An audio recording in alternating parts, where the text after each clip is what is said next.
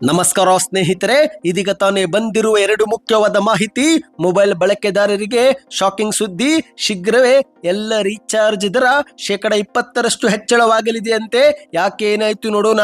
ಮತ್ತೊಂದಡಿಯಲ್ಲಿ ನಿಮಗೆ ಉಚಿತ ವಿದ್ಯುತ್ ಕೊಡಿ ಎಂದು ಯಾರು ಹೇಳಿದ್ರು ಎಂದು ಸ್ಮಾರ್ಟ್ ಮೀಟರ್ ಅಳವಡಿಕೆ ವಿರುದ್ಧ ಬೆಸ್ಕಾಂಗೆ ಫುಲ್ ಕ್ಲಾಸ್ ತೆಗೆದುಕೊಂಡ ಹೈಕೋರ್ಟ್. ಎರಡು ಮಾಹಿತಿಗಳನ್ನು ಡೀಟೇಲ್ ಆಗಿ ನೋಡೋಣ.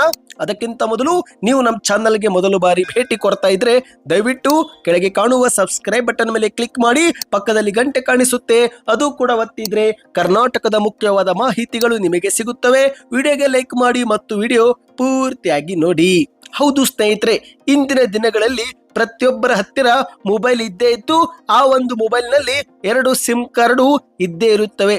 ಹೌದು, ಇಂದು ಮಾಹಿತಿಯ ಪ್ರಕಾರ ಒಂದು ಸಿಮ್ ಕಾರ್ಡ್ ಅನ್ನು 1 ವರ್ಷದವರೆಗೆ ಆಕ್ಟಿವ್ ಮಾಡಿಟ್ಟುಕೊಳ್ಳಲು ಸರಿಸುಮಾರು 2,500ದಿಂದ 3,000 ಕೊಡಬೇಕಾಗುತ್ತೆ. ಈ ರೀತಿ ಒಬ್ಬರ ಬಳಿ 2 ಸಿಮ್ ಇದ್ರೆ ವರ್ಷಕ್ಕೆ 5ರಿಂದ 6,000 ಖರ್ಚಾಗುತ್ತೆ. ಒಂದು ಕುಟುಂಬದಲ್ಲಿ 5 ಜನರ ಬಳಿಯೂ ಕೂಡ ಮೊಬೈಲ್ ಇದ್ರೆ ಅದು ಸರಿಸುಮಾರು 25ರಿಂದ 30,000 ರೀಚಾರ್ಜ್ ಗಾಗಿನೇ ಖರ್ಚು ಮಾಡಬೇಕಾಗುತ್ತೆ. ಹೌದು ಸ್ನೇಹಿತರೆ, ನಮಗೆ ಗೊತ್ತಿಲ್ಲದೆ ನಾವು ವರ್ಷಕ್ಕೆ ಸರಿಸುಮಾರು 25,000 ರೂಪಾಯಿ ಹಣವನ್ನು ಕೇವಲ ಮೊಬೈಲ್ ರೀಚಾರ್ಜ್ ಗಾಗಿನೇ ಕೊಡ್ತಾ ಇದ್ದೇವೆ. ಇಂತಹ ಸಮಯದಲ್ಲಿ ಮೊಬೈಲ್ ಬಳಕೆದಾರರಿಗೆ ಮತ್ತೊಂದು ಶಾಕಿಂಗ್ ಸುದ್ದಿ ಎನ್ನುವಂತೆ ಎಲ್ಲ ಟೆಲಿಕಾಂ ಕಂಪನಿಗಳು ಶೀಘ್ರವೇ ದೇಶಾದ್ಯಂತ ಕರೆ ಮತ್ತು ಇಂಟರ್ನೆಟ್ ಪ್ಯಾಕ್ ದರವನ್ನ 10% 20% ಹೆಚ್ಚಳ ಮಾಡಲಿವೆ ಅಂತೆ. ಹೌದು, ಭಾರತದ ಟೆಲಿಕಾಂ ವಲಯವು 2025 ಡಿಸೆಂಬರ್ ಅಂತ್ಯದ ವೇಳೆಗೆ ದೊಡ್ಡ ಮಟ್ಟದಲ್ಲಿ ರೀಚಾರ್ಜ್ ದರವನ್ನ ಏರಿಕೆ ಮಾಡಲಿವೆ ಅಂತೆ. ಹೌದು ಗೆಳೆಯರೆ, ಇಂದು ಹೆಚ್ಚುತ್ತಿರುವ ವೆಚ್ಚಗಳು, ಎಲ್ಲರಿಗೂ 5G ಮೂಲ ಸೌಕರ್ಯ ಒದಗಿಸುವುದು ಮತ್ತು ಕಂಪನಿಯ ಆದಾಯವನ್ನ ಸುಧಾರಿಸಲು ಎಲ್ಲ ಟೆಲಿಕಾಂ ಕಂಪನಿಗಳು ಈ ಒಂದು ಬೆಲೆ ಏರಿಕೆಯ ಪ್ರಯತ್ನ ಮಾಡುತ್ತಿವೆ ಎಂದು ಹೇಳಲಾಗಿದೆ. ಹೌದು, ಎಲ್ಲ ಟೆಲಿಕಾಂ ಕಂಪನಿಗಳು ಈ ಒಂದು ನಿರ್ಧಾರಕ್ಕೆ ಬಂದಿದ್ದಾರೆ. ಇದೇ ಒಂದು ವರ್ಷದ ಹಂತದಲ್ಲಿ ರೀಚಾರ್ಜ್ ದರ ಮತ್ತೆ 20% ಹೆಚ್ಚಳವಾಗುವ ಸಾಧ್ಯತೆ ಇದೆ. ಇನ್ನಿದೀಗ ಎರಡನೇ ಮುಖ್ಯವಾದ ಮಾಹಿತಿಗೆ ಹೋಗೋಣ ಸ್ನೇಹಿತರೆ.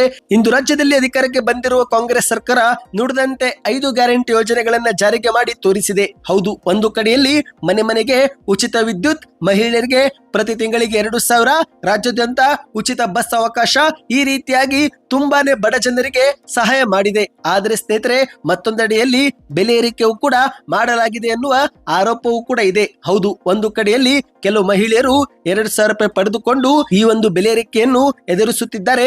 ಆದರೆ ಮತ್ತೊಂದೆಡೆಯಲ್ಲಿ ಎಷ್ಟೋ ಜನರಿಗೆ ಗೃಹಲಕ್ಷ್ಮಿ ಯೋಜನೆ ಸೇರಿದಂತೆ ಹಲವು ಯೋಜನೆಗಳು ಸಿಗುತ್ತಿಲ್ಲ.